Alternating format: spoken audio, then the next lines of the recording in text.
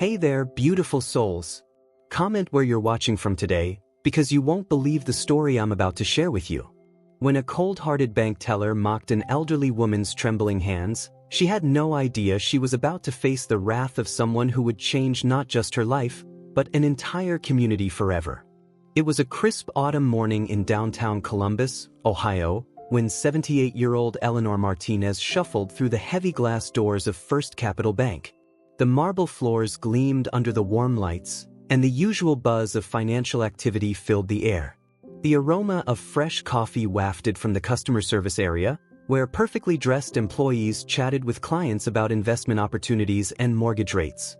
Eleanor had lived through the Great Depression, raised 6 children on her own after losing her husband in Vietnam, and spent 43 years teaching at the local elementary school. Her weathered hands, now trembling more than usual, clutched a small envelope containing her late husband's military pension check, the same check she'd been depositing every month for the past 4 decades. The line moved slowly that morning, each tick of the elegant wall clock echoing through the marble-clad lobby. Eleanor's arthritic knees ached from standing, but she refused to use the walking stick her granddaughter had given her. Pride, after all, was sometimes all a person had left. When it was finally her turn, she approached window number 4, where Bethany Chen sat, her manicured nails clicking against the keyboard with mechanical precision. Bethany had worked at First Capital for 3 years, quickly climbing the ranks from junior teller to senior customer service representative. Her designer clothes and perfectly styled hair spoke of ambition, but her eyes held something colder, the kind of dismissive arrogance that comes from forgetting where you came from. "Next," Bethany called out, not bothering to look up from her computer screen. Eleanor approached slowly, her sneakers squeaking slightly against the polished floor. The sound seemed to irritate Bethany, who finally looked up with poorly concealed annoyance.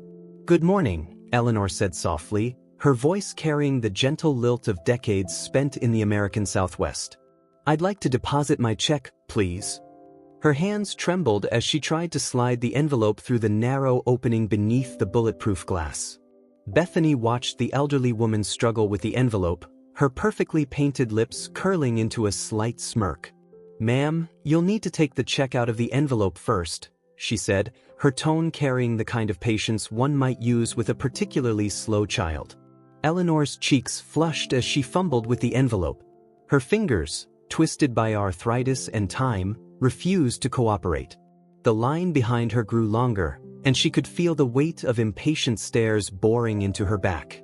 "Perhaps you should have brought someone with you," Bethany suggested, her voice dripping with false concern. "We do offer online banking services. It might be more suitable for someone in your condition." The word condition hung in the air like a slap. Tears pricked at the corners of Eleanor's eyes, but she held them back. She had survived worse than this young woman's contempt. "I've been banking here for 40 years, she said quietly. "I've never needed help before." Bethany's response was cut short by a commotion at the bank's entrance. The heavy glass doors swung open, admitting a blast of autumn air and a woman in her early 40s, dressed in an elegantly tailored navy suit. Usha Vance moved with the kind of quiet authority that made people instinctively step aside. The newcomer's dark eyes took in the scene before her, the trembling elderly woman, the smirking teller, the growing line of customers. Something shifted in her expression, a flash of recognition followed by a steely determination. "Mrs. Martinez?" Usha's voice carried across the lobby, warm and confident. "Eleanor Martinez? Is that you?" Eleanor turned, confusion evident on her weathered face. Usha was already walking toward her, a genuine smile lighting up her features. "You probably don't remember me, but you taught my daughter Priya in 3rd grade. She still talks about how you helped her overcome her fear of public speaking." The elderly woman's eyes brightened with recognition. "Little Priya? With the beautiful poems?" A smile transformed her face, erasing years of worry lines. "Of course I remember. She had such a wonderful way with words." Bethany cleared her throat loudly. "Excuse me, but there's a line forming. If you can't complete your transaction..." "I apologize for the interruption," Usha cut in smoothly, her tone pleasant but carrying an edge of steel. I couldn't help but overhear your earlier suggestion about online banking. She turned slightly, allowing the light to catch the discreet pin on her lapel, the First Capital Bank Board of Directors insignia. The color drained from Bethany's face as recognition set in.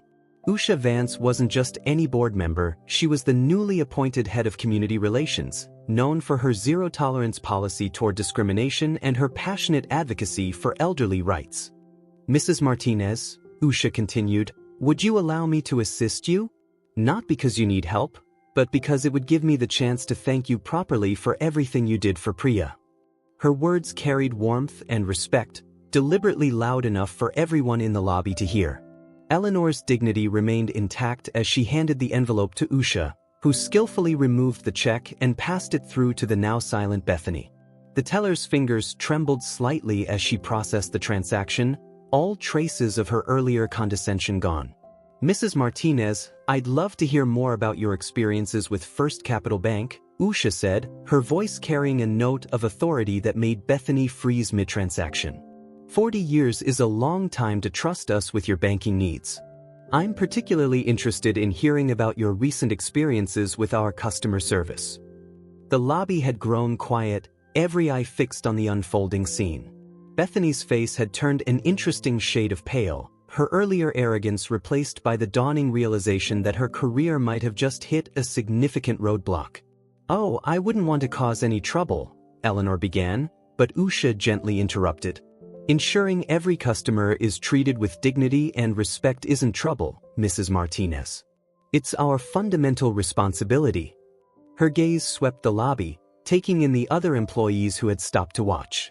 In fact, I think this might be the perfect opportunity to review our customer service protocols.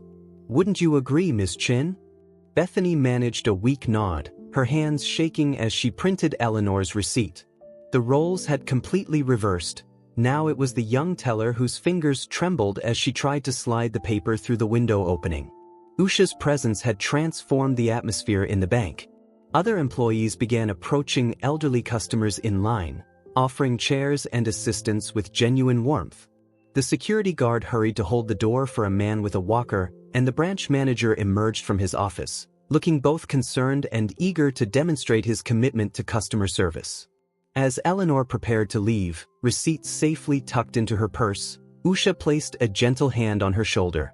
Mrs. Martinez, would you join me for coffee? There's a lovely cafe next door, and I'd love to hear more about how we can better serve our long-term customers.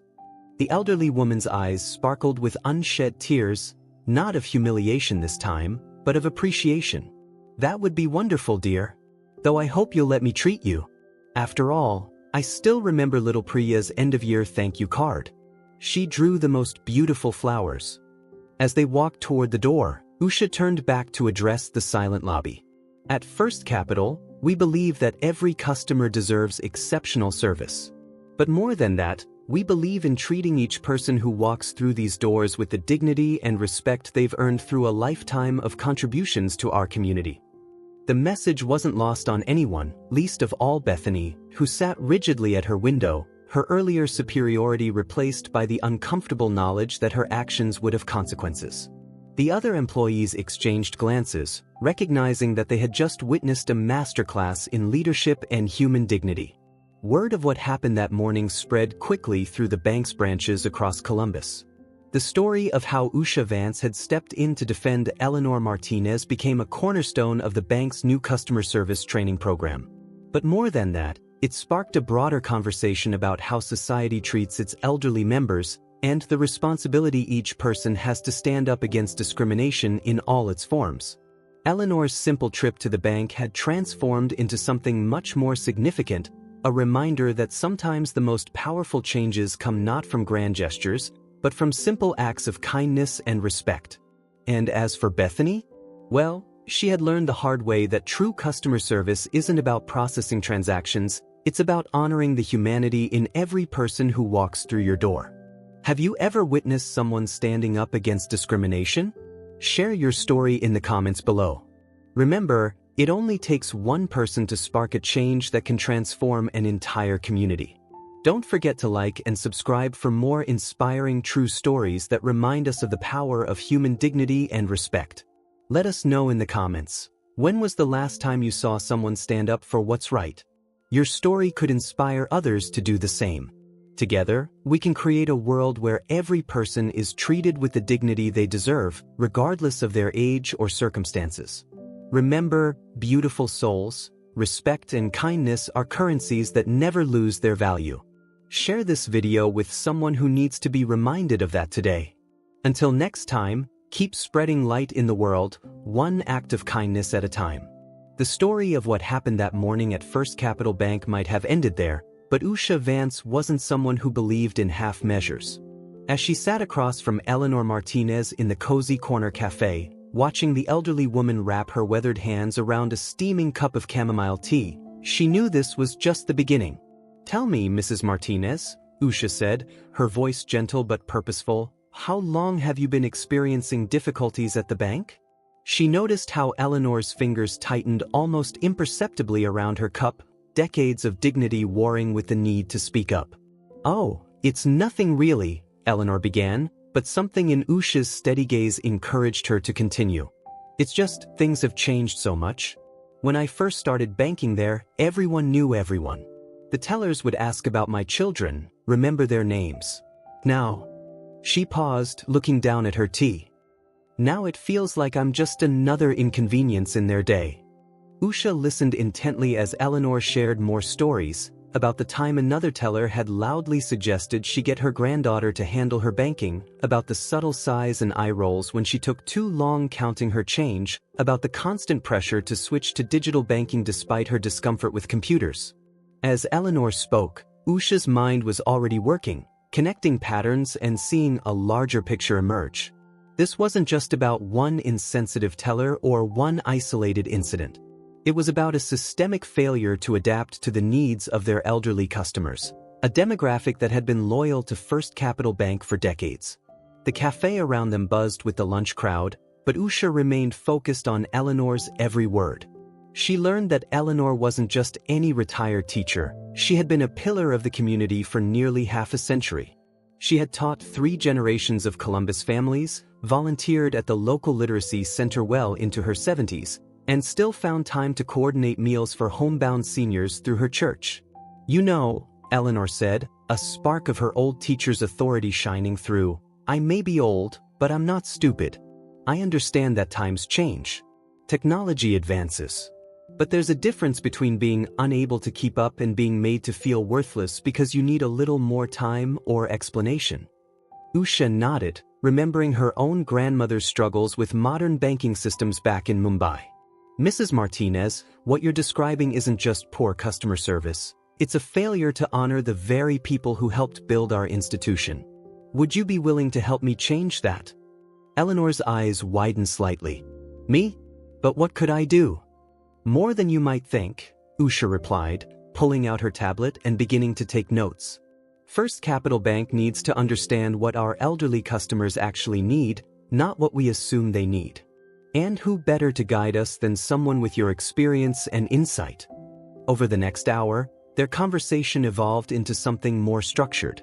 Eleanor shared specific challenges she and her friends faced, the font size on forms being too small, the lack of seating in the waiting area, the complicated automated phone system that made it nearly impossible to reach a human being.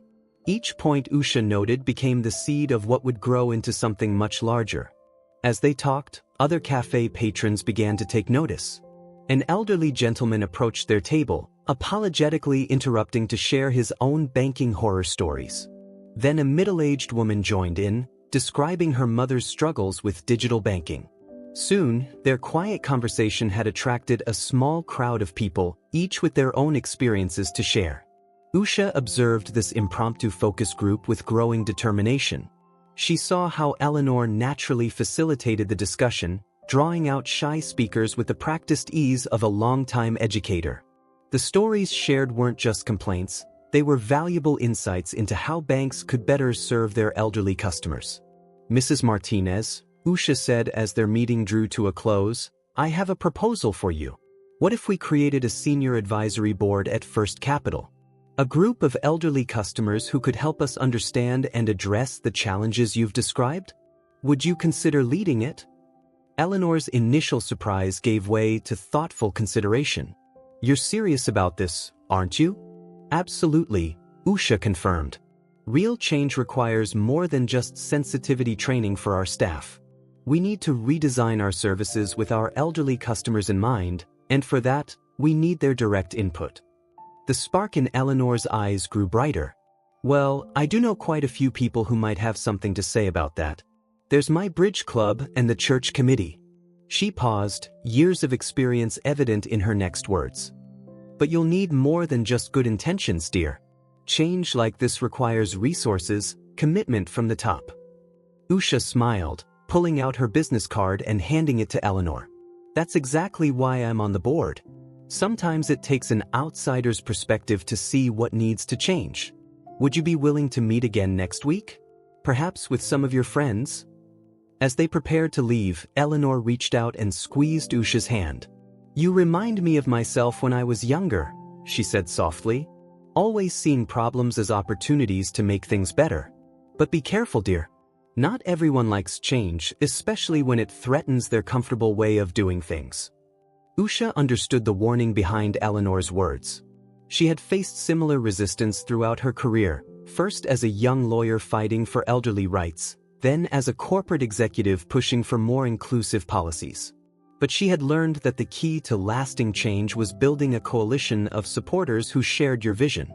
Walking back to her office, Usha's mind was already racing with plans.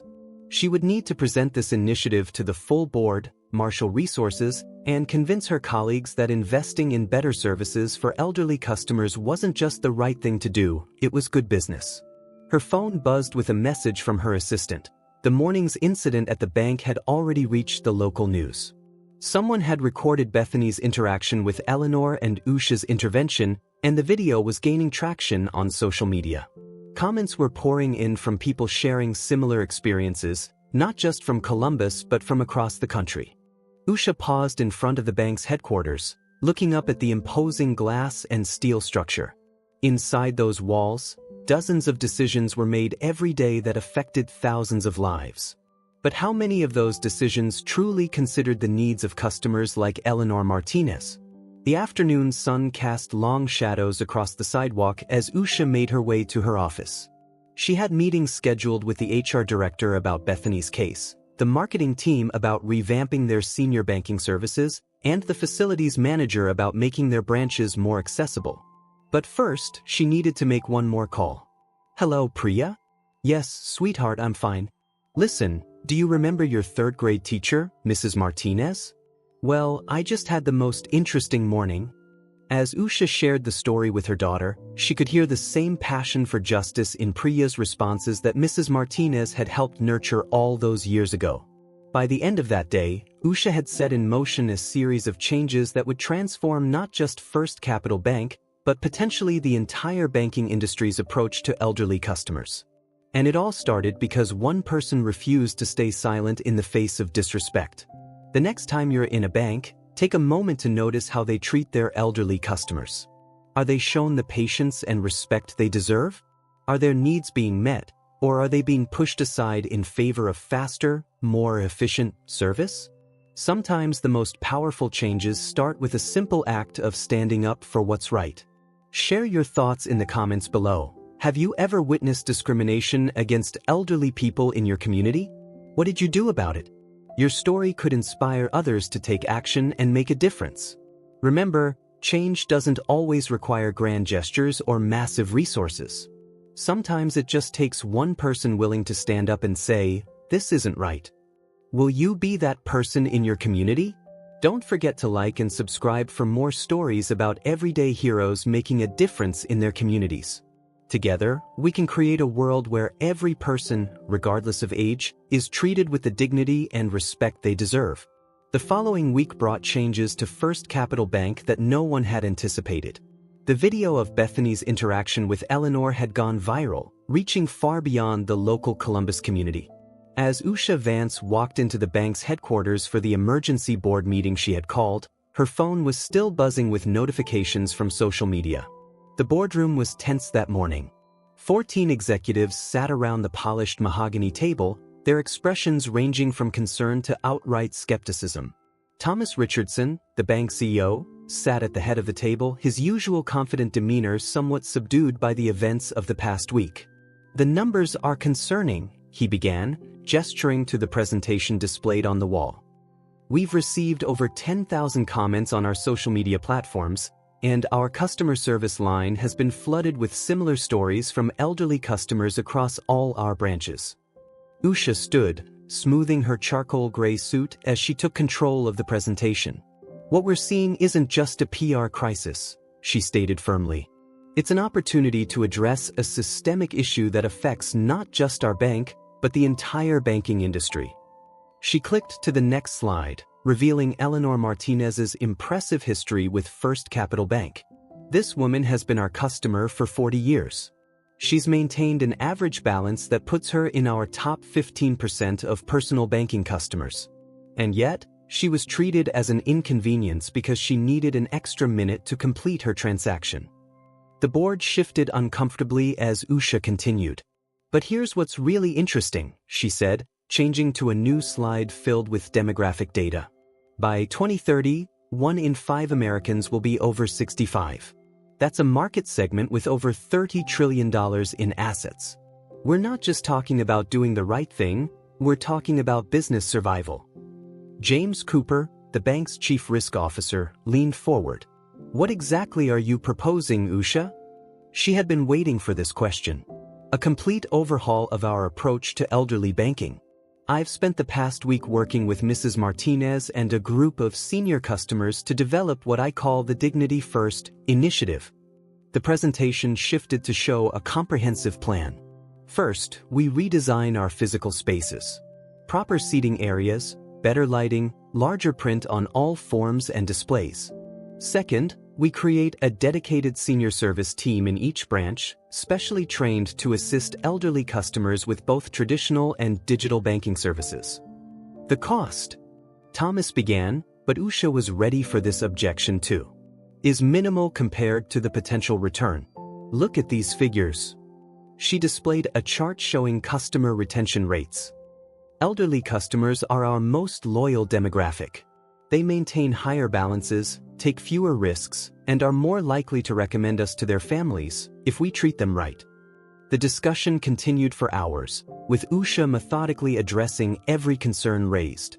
She shared stories collected from elderly customers across their branches, presented market research on the growing senior demographic, and outlined the potential competitive advantage of being the first major bank to specifically cater to elderly customers' needs. Meanwhile, across town, Eleanor Martinez was holding court at her weekly bridge club, which had transformed into an impromptu focus group for Usha's initiative. The usual card tables had been pushed aside to make room for more chairs, as word had spread and brought additional seniors eager to share their experiences. "It's not just about the banking," explained Dorothy Williams, an 83-year-old retired nurse. "It's about being seen, being heard. These young people look at us and see obstacles to their efficiency, not human beings with lifetimes of experience." Eleanor nodded, carefully noting down each comment on the legal pad Usha had given her. The stories shared that afternoon would become powerful ammunition in the fight for change. There was Robert Chin, no relation to Bethany, who had been denied a loan despite his perfect credit score because the loan officer assumed his age made him a high risk. Maria Gonzalez, who had been pressured into opening online banking accounts she didn't want or understand how to use. Howard Thompson, whose arthritis made it impossible to use the bank's ATM touchscreen. Back at the bank's headquarters, Usha's presentation was reaching its conclusion. "We have an opportunity here," she said, her voice carrying the weight of conviction.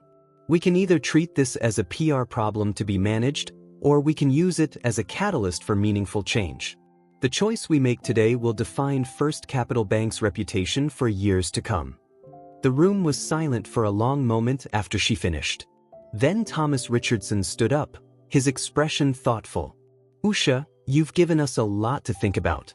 But I have one question. What about Bethany Chen?" Usha had been expecting this. "I've spent time with Bethany this week. She's not a bad person, just someone who lost sight of the human element in her work. I believe she can be part of the solution. She clicked to her final slide, showing a proposal for a new training program. Bethany has agreed to work with Mrs. Martinez to develop sensitivity training for all our customer-facing staff. Sometimes the best teachers are the ones who've learned from their mistakes. The board's decision was unanimous. The Dignity First initiative would be launched immediately, with Usha given full authority to implement the changes she had proposed. But she knew that the real work was just beginning. The next morning, Bethany Chen arrived at work to find her desk had been moved. Instead of her usual window, she now sat in a new office labeled Senior Services Coordinator. On her desk was a note from Usha. Your first training session with Mrs. Martinez is at 10 a.m. Remember, this is an opportunity to make things right. Bethany's hands trembled slightly as she read the note, not from fear this time, but from the weight of responsibility. She had spent the past week reflecting on her actions, watching as her moment of callousness became a viral symbol of everything wrong with modern banking. Now she had a chance to be part of the solution.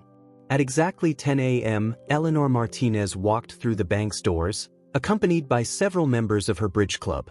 They were the first of many elderly customers who would help shape the bank's new approach to senior services. As Bethany stood to greet them, she noticed something had changed in Eleanor's demeanor. There was still dignity there, but also a fierce determination to create lasting change. The transformation of First Capital Bank had begun. Over the next few weeks, physical changes started appearing in branches across Columbus. Comfortable seating areas replaced cold metal chairs. Forms were redesigned with larger print and clearer instructions.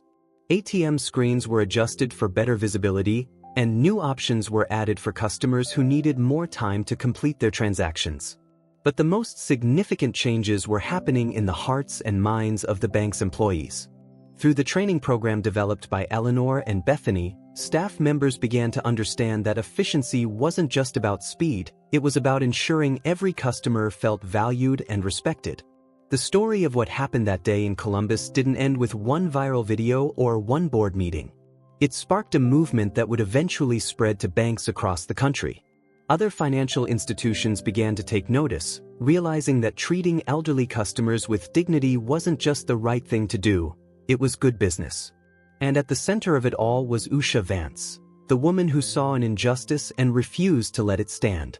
Her Dignity First initiative would go on to become a model for age-friendly banking services nationwide, proving that one person's commitment to doing what's right could create waves of positive change.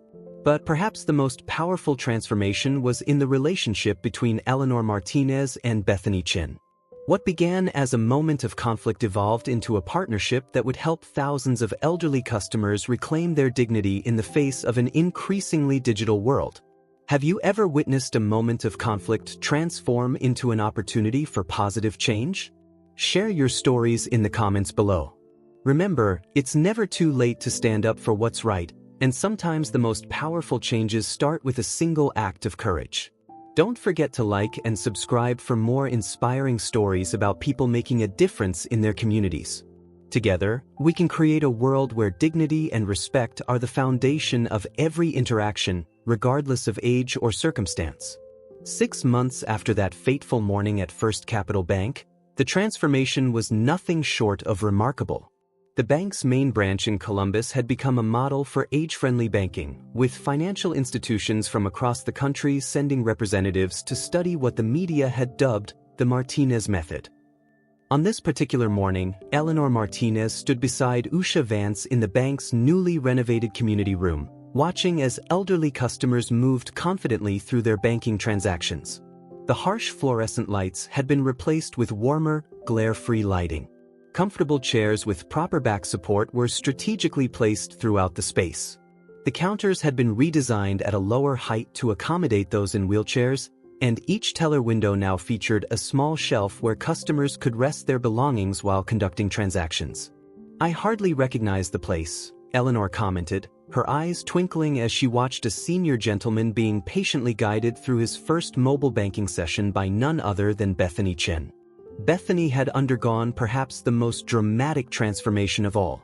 After her initial training sessions with Eleanor, she had discovered a genuine passion for helping elderly customers navigate the increasingly digital banking world. Her previous efficiency-first mindset had been replaced by a deep understanding that true customer service meant meeting people where they were, not where you thought they should be. "Watch this," Usha said softly, gesturing toward Bethany's interaction. The young banker was sitting beside her elderly client at a specially designed consultation desk, the computer screen positioned so both could easily view it. She wasn't rushing, wasn't sighing impatiently. Instead, she was taking the time to ensure her client fully understood each step of the process. "Mr. Reynolds," Bethany was saying, "let's go through this one more time, just to make sure you're comfortable with it. Remember, there's no rush. This is your banking journey, and we're here to support you every step of the way." The changes weren't just physical. Under Usha's leadership, First Capital Bank had implemented a comprehensive training program that went far beyond basic sensitivity training. Every employee, from tellers to top executives, was required to complete what had become known as Eleanor's curriculum, a series of workshops designed to help them understand and address the unique challenges faced by elderly customers.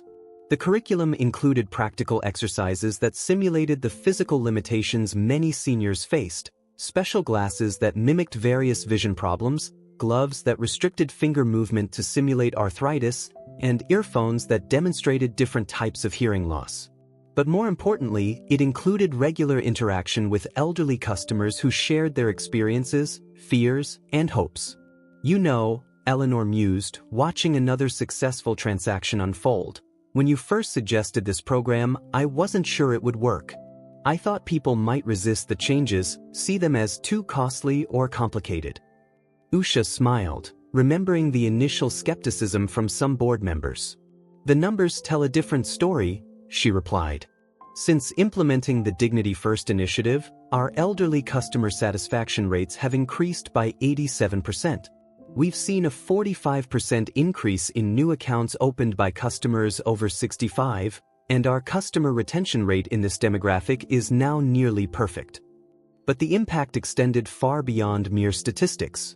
The bank had become a community hub for elderly citizens, offering free financial literacy classes tailored to seniors, hosting weekly technology workshops where younger employees volunteered to help older customers master digital banking tools, and providing a dedicated space for senior social groups to meet and discuss their financial concerns.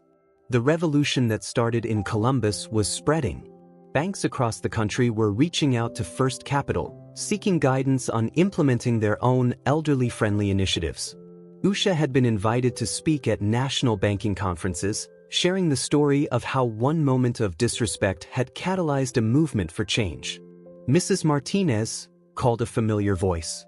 They turned to see Thomas Richardson, the bank CEO, approaching with a group of visitors, executives from major banks across the country. "Would you mind sharing your story with our guests?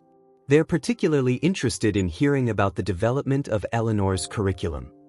Eleanor straightened, her teacher's instincts kicking in. "Well," she began, leading the group to the comfortable seating area, "it all started with understanding that dignity isn't just about being polite, it's about creating an environment where everyone feels valued and respected." As Eleanor shared her experiences, Usha noticed Bethany slipping away from her desk, heading toward the break room. Following her, she found the young banker standing by the window, wiping tears from her eyes. "Bethany? Is everything all right?" "Yes, Bethany took a deep breath.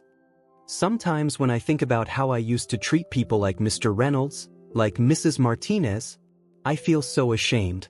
How did I become so callous?" Usha placed a gentle hand on her shoulder. "The important thing isn't who you were then, but who you've chosen to become now. You've helped hundreds of elderly customers regain their financial independence. You've trained dozens of other employees in senior-friendly banking practices. You've turned a moment of shame into a lifetime of positive change." Back in the main lobby, Eleanor was concluding her presentation to the visiting executives. "The key," she was saying, "is to remember that every person who walks through those doors carries a lifetime of experiences, hopes, and fears. Banking isn't just about transactions, it's about trust, respect, and human dignity." The impact of her words was visible on the executives' faces.